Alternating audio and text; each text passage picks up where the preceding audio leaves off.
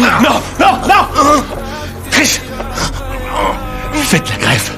J'essaie de trouver un autre hôpital pour vous opérer tous les deux, il me faut un peu de temps. Non, mon fils n'a pas le temps, faites-le maintenant! Faites-le maintenant!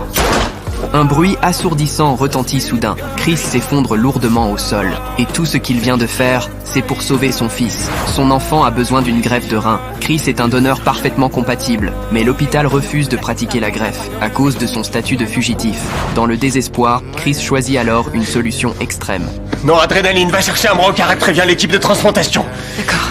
Puisque les règles interdisent une greffe de donneur vivant venant d'un criminel, il décide de sacrifier sa propre vie pour forcer ce transfert de vie entre lui et son fils. Dans la salle d'opération, le docteur Choi retire le rein, un organe chargé de l'amour profond d'un père. Puis il l'implante avec précision dans le corps défaillant du garçon, et le rein commence enfin à fonctionner. L'opération vient à peine d'être déclarée réussie. Lorsqu'une autre nouvelle tombe soudain, un autre hôpital vient tout juste d'accepter de recevoir Chris, et de pratiquer la greffe sans aucune condition.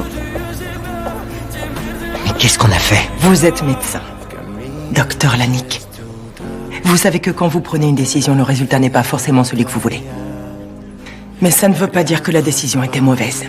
Ce père qui a donné sa vie dans le désespoir n'aurait en réalité jamais eu besoin de se sacrifier. Cette révélation frappe tout le monde comme un coup de tonnerre. Oui, la procédure était correcte. Oui, les règles n'étaient pas fausses. Mais le père prêt à tout pour sauver son fils, lui, restera à jamais figé dans ce jour tragique. Par le moyen le plus cruel qui soit, il a vaincu la mort, mais il a perdu face aux règles.